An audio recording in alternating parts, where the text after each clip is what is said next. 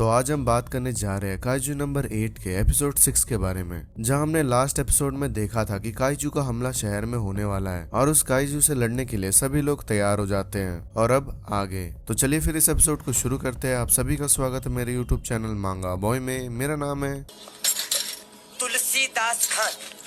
तो एपिसोड की शुरुआत में हम मीना और उसकी टीम को देखते हैं, जहां मीना कोनोमी से हालात पूछती है, जहां पर कोनोमी बताती है कि काइजू ने जहां पे हमला किया है उसके आसपास के सभी लोगों को इवैक्यूएट करना स्टार्ट कर चुके हैं। जहां पर इसके बाद मीना होंजू के बारे में पूछती है, जहां कोनोमी बताती है कि पहले ये जमीन के अंदर था और धीरे धीरे करके ये बड़ा होता गया और अब ये सतह के बाहर इसलिए आया है क्योंकि अब इसका रिप्रोडक्शन फेज आने वाला है और इस होंजू के आसपास काफी सारे योजूस भी हैं। इसके बाद मीना हमें बताती है कि अगर हमें शहर में जितने भी डैमेज हो रहे हैं अगर उसे कम से कम रखना है तो ये इस पे डिपेंड करेगा कि हम काइजू को कहाँ न्यूट्रलाइज कर रहे हैं। और हमारा सबसे बेस्ट ऑप्शन है कि हम सेक्टर ब्रावो के बीचों बीच इसको न्यूट्रलाइज करें, जहां पर मैं सेक्टर एको से स्नाइपिंग करूंगी और हम इस मिशन का नाम सागामिहारा न्यूट्रलाइजेशन मिशन रखेंगे। तो फिर तैयार हो जाओ। इसके बाद हम सोशिरो को देखते जो अपनी टीम के साथ काइजू पे अटैक करने के लिए जा रहा था, जहाँ पर वो सभी से पूछता है कि सभी लोग तैयार है कुछ काइजूस को मारने के लिए। इसके बाद हम बाकियों को देखते जो थोड़े नर्वस थे अपने पहले मिशन में। यहाँ से सीन शिफ्ट होता है और हमें मिलिट्री को दिखाया जाता है जो कि अब निशाना लगा रही थी काइजू के ऊपर। इसके बाद हम सोशिरो को देखते जो अपनी टीम के साथ सेक्टर ई में था, जहाँ पर काफका सोचता है तो आखिर ये है न्यूट्रलाइजेशन एरिया और हमें इस होंजू को मार गिराना है।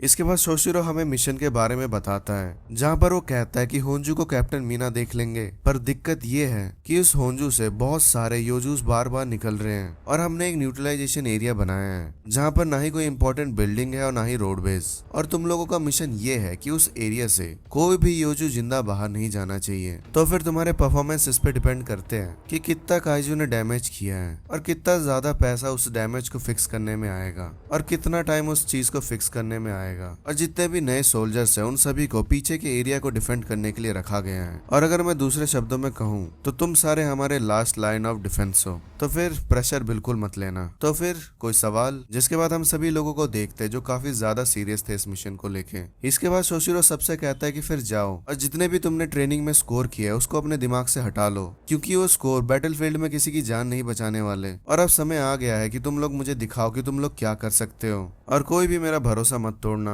इसके बाद हम बाकियों को देखते जो कि अब एक्साइटमेंट में कहते कि चलो फिर शुरू किया जाए। इसके बाद हमें मिलिट्री से पता लगता है कि अब इवैक्यूएशन कंप्लीट हो चुका है। इसके बाद हमें कोनोमी बताती है कि सारे डिफेंस फोर्स अपने अपने जगह में हैं और कैप्टन आशिरो भी अपने स्नाइपिंग एरिया में 8 मिनट में पहुंचने वाली है। इसके बाद इचिकावा काफका से कहता है कि समय आ चुका है सर, क्या आप तैयार हैं? जहाँ पर काफका कहता है कि हाँ, और यही मौका है जहाँ पर मैं ये साबित कर सकता हूँ कि मैं ये काम कर सकता हूँ। मेरा आखिरी मौका। टेंशन, पैनिक, मैंने इससे पहले इतना ज्यादा कभी भी प्रेशर फील नहीं किया है, पर फिर भी किसी वजह से मैं इतना ज्यादा एक्साइटेड हूँ कि मैं बता नहीं सकता। इसके बाद इचिको कहता है कि हाँ आप बिल्कुल होंगे, क्योंकि आप वो काम कर रहे हो जो काम आपने करने का कभी सोचा था। तो चलिए सर, हमारे पहले मिशन को पूरा करते हैं। इसके बाद काफका के एरिया में कुछ होंजूस आ जाते हैं, जिससे निपटने किकुरु चली जाती है। इसके बाद काफका इचिकावा से कहता है कि मरना मत इस मिशन में। इसके बाद हम देखते कि जहां बाकी लोग बिल्डिंग से कूद चुके थे, काफका बहुत धीरे धीरे करके बिल्डिंग से उतर रहा होता है। इसके बाद हम मीना को देखते जो अपने स्नाइपिंग स्पॉट पे पहुंच चुकी थी, जहां पर अब आर्टिलरी टीम को कहा जाता है कि होंजू पे हमला करके उसे कैप्टन मीना के स्नाइपिंग एरिया तक पहुंचाया जाए। इसके बाद सारे आर्टिलरी टीम मिलकर उस होंजू पर एक साथ हमला कर देते हैं और उसको अब धीरे धीरे करके कैप्टन मीना के स्नाइपिंग रेंज तक पहुंचाया जा रहा था। इसके बाद हम काफका को देखते हैं जो सोचता है कि आखिरकार ये शुरू हो चुका है, पर ये बिल्कुल अलग है हमारे ट्रेनिंग सेशन से। और इस बार पता नहीं कैसे, पर मैं बहुत ज्यादा ही शांत हूँ और अब की बार मेरा सूट भी मेरी मदद कर रहा है, जो कि मैं अब महसूस कर सकता हूँ। जिसके बाद वो अपने कॉम्बैट पावर को अनलीश करता है और फिर हम आगे देखते हैं कि एक योजू आके उसको उड़ा के फेंक देता है। इसके बाद किकुरु से चिल्ला के कह रही होती है कि तुम और तुम्हारा 1% का पावर पीछे रहो तो ज्यादा सही है। जहाँ पर उनका एक ऑफिसर कहता है कि पता नहीं क्यों हमें इन नए सोल्जर्स को संभालने के लिए बोला गया है, तो एक काम करो तुम सभी लोग अब पीछे रहो और हमें देखो कि कैसे काम करते हैं। जहाँ पर वो ऑफिसर आके ये कहता है कि हमें इन होंजूस के बारे में कोई भी इन्फॉर्मेशन नहीं है, तो जब तक इन्फॉर्मेशन नहीं आता तब तक पीछे रह के हमला करते रहो। और इसी वक्त किकुरु एक होंजू को उड़ा देती है, जहाँ पर वो अब एक एक करके सभी को मारने लग जाती है। और अब उसके सुपीरियर ये सब देख के एकदम हैरान हो जाते हैं। जिसके बाद वो कहते हैं कि कोई भी नया सोल्जर इतना ज्यादा फायर पावर नहीं ड्रॉ कर सकता अपने सूट से,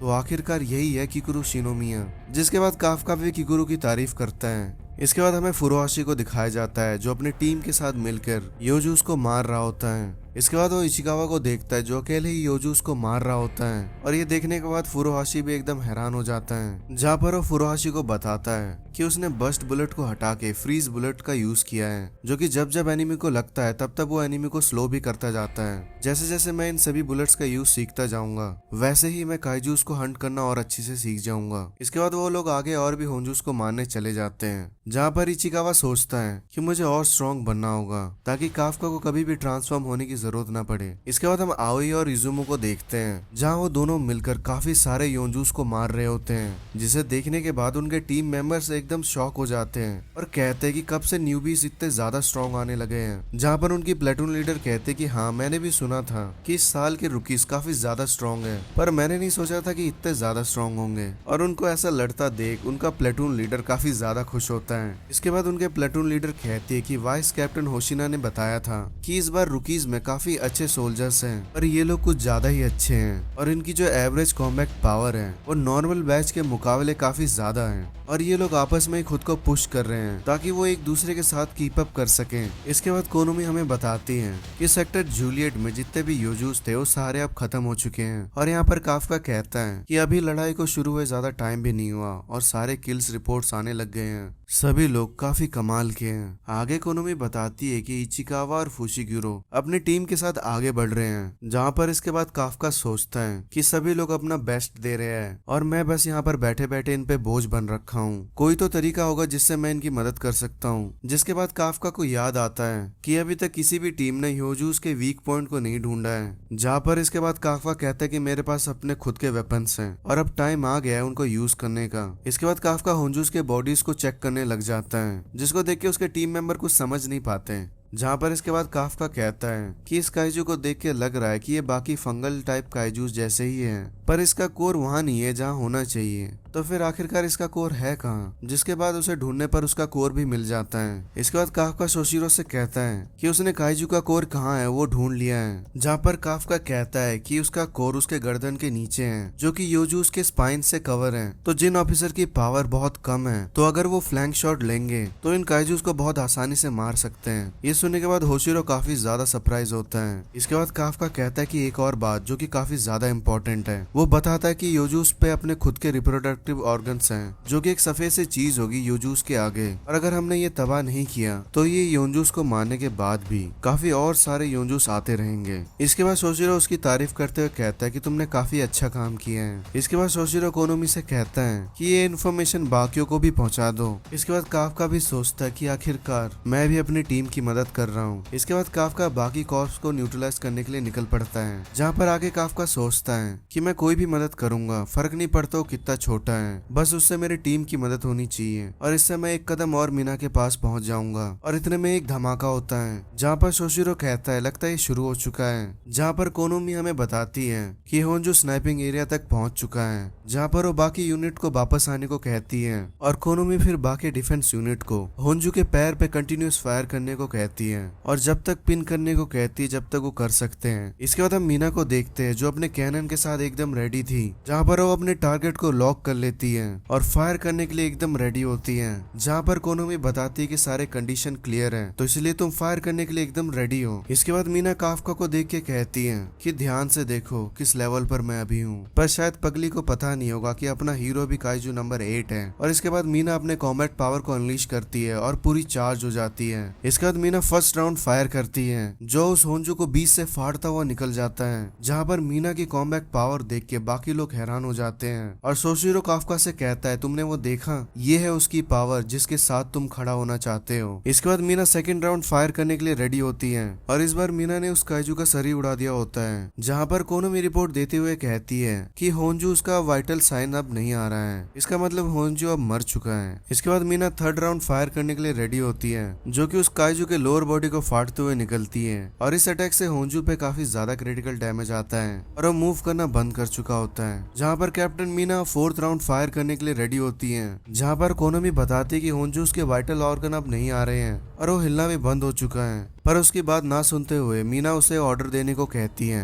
जहाँ पर कोनोमी के ऑर्डर मिलते ही मीना और एक राउंड उस पर फायर कर देती है। और ये सब देख के काफका सोच रहा होता है कि टीवी में देखने के बाद और रियल लाइफ में देखने के बाद दोनों में काफी ज्यादा फर्क है। मीना सच में बहुत कमाल की है। जहाँ पर शोशिरो काफका के पास आके कहता है, तो फिर हार मान लिया तुमने, क्योंकि अगर तुम्हें उनके साथ खड़ा रहना है तो तुम्हें उनकी स्ट्रेंथ मैच करनी होगी। जिसके बाद काफका कहता है, तो क्या मैं ये समझू कि आप भी इतने ज्यादा स्ट्रॉन्ग है? जहाँ पर शोशिरो कहता है, ना बिल्कुल नहीं, क्योंकि जब बात गन्स की आती है तो मेरी पावर इतनी भी नहीं है। इसलिए कैप्टन को सिलेक्ट किया जाता है बड़े बड़े काइजूस से निपटने के लिए। और जहाँ पर बात आती है छोटे या मिडिल साइज के काइजूस को हैंडल करने की, और इन दोनों के कन्वर्सेशन के बीच एक होंजू शोशिरो के पीछे आकर उस पर हमला करने वाला होता है। पर एक ही सेकंड में वाइस कैप्टन शोशिरो उस होंजू को काट के रख देता है। जहाँ पर वो कहता है, तो मैं कहा था, हाँ, छोटे और मिडिल साइज के काइजूस को हैंडल करने में मेरे से अच्छा कोई नहीं होगा। जहाँ पर काफका कहता है, क्या आपके हाथ में तलवार है? और काफका मन में सोच रहा होता है कि मैंने तो देखा तक नहीं कि उन्होंने अपनी तलवार कब निकाली। जहाँ पर शोशिरो हमें आगे बताता है कि वो ऐसे अलायंस से बिलोंग करता है जो कि मोरोमाची पीरियड से ही काइजूस को हंट करते हुए आ रहे हैं, और तलवारबाजी उनकी फैमिली की ट्रेडिशन है। और आगे वो ये बताते हैं कि कैप्टन और वाइस कैप्टन सबसे स्ट्रांग होते हैं किसी भी यूनिट में, इसलिए वो हमें स्पेशलाइज्ड वेपन देते हैं जो कि हमारे इंडिविजुअल स्ट्रेंथ को सूट करती है। जहाँ पर मीना शोशिरो को रिपोर्ट करती है कि होंजू अब मारा जा चुका है, और शोशिरो कहता है, चलो ठीक है काफका,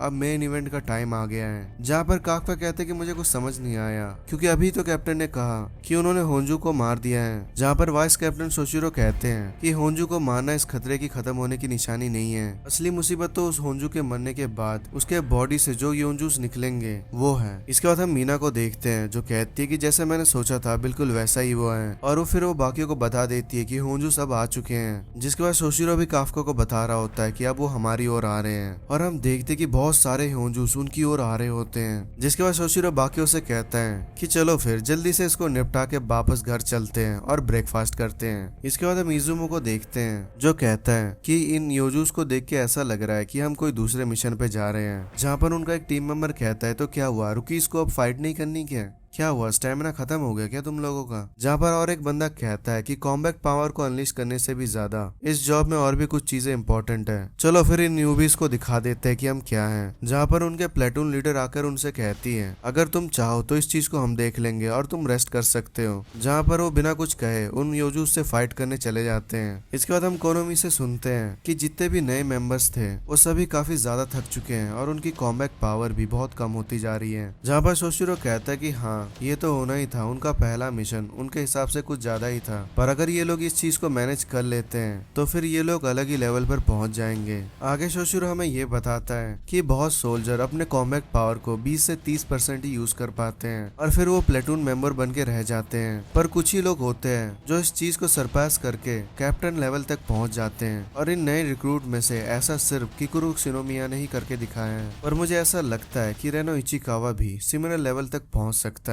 इसके बाद हम फुरोहाशी को देखते हैं जो सोचता है कि इतनी ट्रेनिंग के बाद भी मैं इस बच्चे की बराबरी नहीं कर पा रहा हूँ। इसके बाद इचिकावा कहता है कि हमने यहाँ के सारे योजूस को मार दिए हैं, तो चलो फिर आगे बढ़ते हैं। जहाँ पर आगे जाने के बाद इचिकावा एक मॉन्स्टर स्वीपर कोर के बंदे को देखता है, जहाँ पर उसे समझ नहीं आ रहा होता कि आखिरकार ये इस टाइम यहाँ पर क्या कर रहा है। जहाँ पर फुरोहाशी उस बंदे से कहता है, क्या तुमने वो अलार्म नहीं सुना क्या? तुम्हें तब तक यहाँ पर नहीं आना जब तक हम ये सब क्लियर ना कर दे। जहाँ पर उस क्लीनिंग डिपार्टमेंट का बंदा कहता है, तो आखिरकार उन लोगों ने ये भी पता लगा लिया, मैंने इन योजूस पे रिप्रोडक्टिव ऑर्गन लगाए थे पर उन्होंने किसी तरह ये सब डिस्ट्रॉय कर दिया है। आखिरकार उन्हें पता कैसे चला कि उसे कहाँ ढूंढना है? शायद इनके बीच कोई एक ऐसा बंदा है जो काफी ज्यादा नॉलेजेबल है। क्या तुम दोनों को इसके बारे में कुछ पता है? और जब वो वापस मुड़ता है तो हम देखते हैं कि ये वही काइजू है जिसने किकुरु पर हमला किया था, और ये देख के दोनों हैरान हो जाते हैं। और इसी के साथ ये एपिसोड यहीं पे खत्म होता है। तो आई होप आपको ये एपिसोड अच्छा लगा होगा। अगर अच्छा लगा तो प्लीज लाइक एंड शेयर और सब्सक्राइब जरूर करना। मैं मिलता हूँ आपसे नेक्स्ट वीडियो में, तब तक के लिए गुड बाय।